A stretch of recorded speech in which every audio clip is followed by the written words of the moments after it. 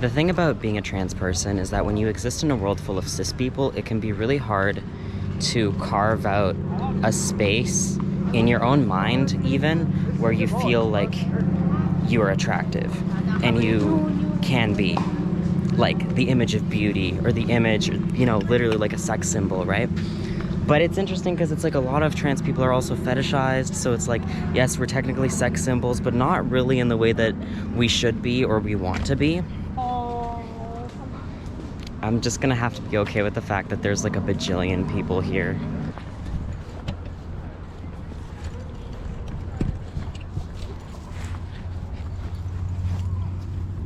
And so how do you find yourself attractive or lovable? How do you practice self-love? You know, and how do you cherish yourself when the only examples of what is attractive is specifically cis beauty? All of this comes down to internalized cis supremacy and internalized transphobia. Big buzzletter words. How do we unpack them? That is what I've been really sitting with, right? And I'm writing an ebook about queerness and gender queerness and facets of it. And this is one of the topics that I've been really sitting with. In mainstream media, it's mostly cis representation. It's mostly cis people as the main characters of a love story. And if they are trans, they're usually binary trans people. And if they're non-binary, they're usually an alien, right? Depending on what kind of media you're into, I highly recommend consuming more queer, genderqueer, like literature and media and books, movies, TV shows, because it exists. Like, even just watching this YouTube video, you're connecting and communicating with me, another genderqueer person who's trying to figure it out. But at the core of it is like, if you see yourself as broken as a trans person, it's probably because, or a genderqueer, gender fluid, non-binary person, it's probably because you have internalized cis supremacy, right? You have this internalized belief, which is not your fault. You have this internalized belief that you are less than because you don't fit into the boxes of man, woman. And this applies not just to gender. It applies to everything in life. Like, a lot of our inadequacy or feelings of inadequacy in terms of our queerness and gender queerness translates into other aspects of our life where we just feel like we're not good enough, because deep down we know that either we mask and hide a part of ourselves, or we are unmasked and we are like at the mercy of other people's perceptions. And it can be so difficult to be perceived sometimes, especially if you're a femme, or especially just if you're queer and you're visibly queer. Something that has been significant for me in terms of like my journey of reclaiming my beauty is to see myself as the beauty standard. Any part of myself that I don't like, I specifically highlight that and allow myself to imagine, what if this was the peak of beauty? What if everybody wanted to, you know, trim a bit off their height to be 5'3" like me, right? What if everybody wanted my height? Or what if everybody wanted my big, strong thigh muscles, because they make it so much easier to pole dance and to dance in general, because I have that strength in my legs? What if every woman or every, you know, femme person wanted a low voice like mine that was, you know, sultry, like you could tell like she smokes cigarettes, right? And also allowing myself to like actually think about, what do I even like? Like, I realized I'm not even attracted that much to cis people, simply because I think that perspective is so boring.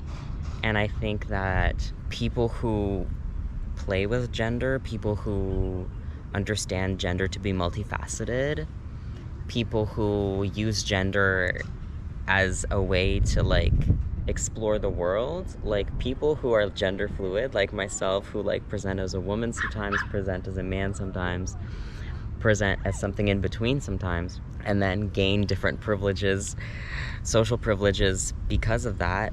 That is really sick. Like, you probably have an understanding of the world that's like super uber unique. That is what I want or encourage you to zone in on. There's something so freaking cool about being queer and genderqueer.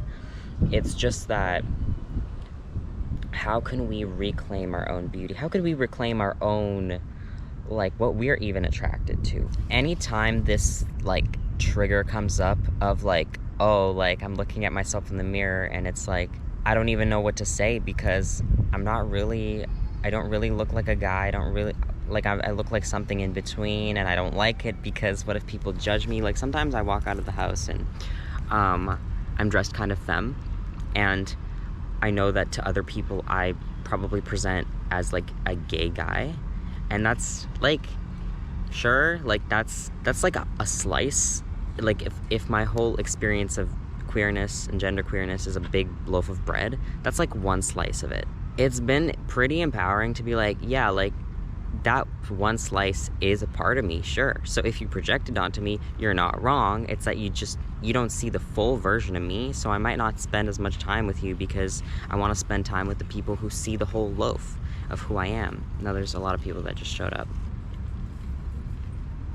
Another thing that I wrote about in my ebook that is coming out in a month or two is that we as queer people can't continue to view queerness as just what we look like and who we date, because it is so much more than that. Queerness is how you navigate the world, and it's the loopholes and the way that you read between the lines of a society that is, like, pretty damn committed to oppressing every single person. And so if we continue to, like, measure ourselves, like, measure whether we measure up or measure down based on how we're dressed on a certain day, whether we look good, we've got all our makeup done, or got a sultry skimpy outfit on, or we're with our partners, or we have a partner, right? It's not just about that. Like, even when you're not dating someone, even when you're dressed in, like, pajamas, you're still queer and nothing has changed. You still navigate the world as a queer person. That should be the focus, instead of, like, trying to appease like the superficial image of what a queer person is. There's a lot of power in releasing that expectation and not being like, damn, like sometimes I do feel sad when I'm like, I see someone on the street who looks queer and appears very confident. I'm like, damn, like, I don't have my jewels on right now, like, I don't have my cool fit on. But it's not about that, right? It's just about the fact that we're all queer and we're all dressed differently day to day, right? And accepting that there's a lot of people who you see on the street who don't look visibly queer but very much are queer and very much see the world through this double consciousness, and very much sometimes feel like they're super broken because they don't see the world how the cis hetero people see the world, right? And not judging ourselves based on first impressions. Like, you live with yourself all the time. You don't have a first impression of yourself, so stop thinking that that's what you have to constantly present to the world. Yeah. There's a lot of conversations exactly like this coming to my channel, to my ebook that I'm working on, and the Trans and Queer Connect meetings on my Patreon that I'm continuing to develop. So if you're interested, stick around. And I'm really excited I want to really zero in on and focus on these topics from a very down-to-earth, like, me, I'm a human, organic human being talking to you. I'm talking to one person. I'm talking to a lot of people, but I'm also just talking to you. I'm talking to one person. And that's what I want to cultivate.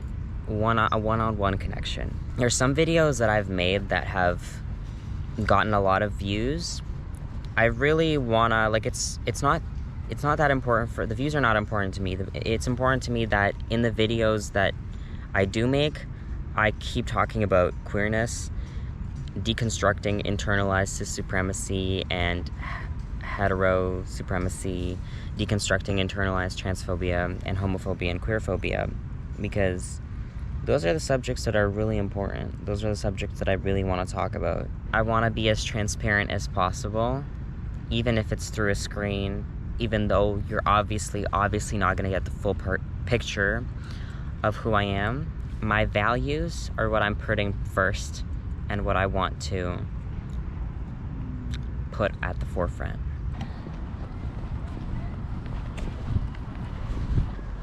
So why do I feel so strongly about deconstructing cis supremacy and internalized transphobia and just seriously completely stopping the habit of policing how we present to the world? Also just realizing that it's a public service to be visibly queer, because it challenges the cishet gaze. It shows other queer people who aren't out that it's okay to be who you are. And it comforts the disturbed and disturbs the comfortable. In a world where fascism is on the rise, in the world where it can be scary to be who you are and to have an opinion and stuff like that, it is so important. I grew up, my whole high school life, my whole adolescence, I spent in the trans closet. I was a stealth trans guy for 8 years. I had friends, best friends, who I didn't even tell that I was trans for like 8 months into our friendship.